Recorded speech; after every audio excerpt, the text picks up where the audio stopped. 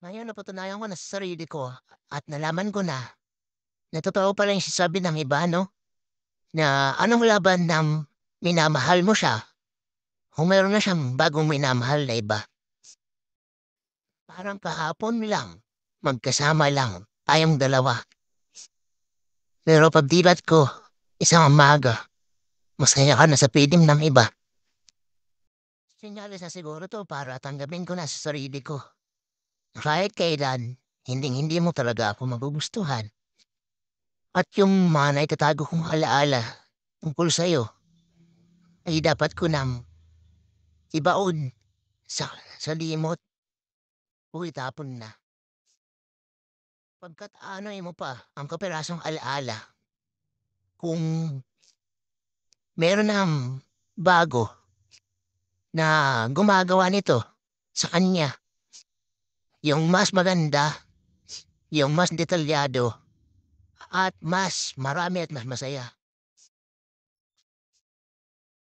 Kaya sisimulan ko na ang pagtapon at paglimot sa ala-ala ng ating nakaraan.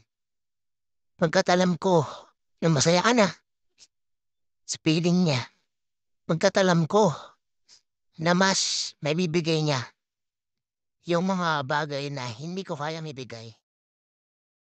Tanging hilig lang sana ay sana ingatan at mahalin ka niya ng buong katapatan.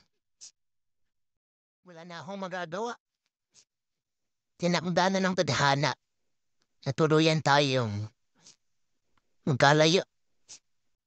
Tadhana na ang nagpasya na tayong dalawa ay hindi para sa isa't isa. Na tayong dalawa ay katangisit lang. Na tayong dalawa ay kailanman hindi magiging para sa isa't isa. Kaya dito na tatapos ang pahina ng ating libro. Hangad ko na sana maging masaya ka sa piling niya.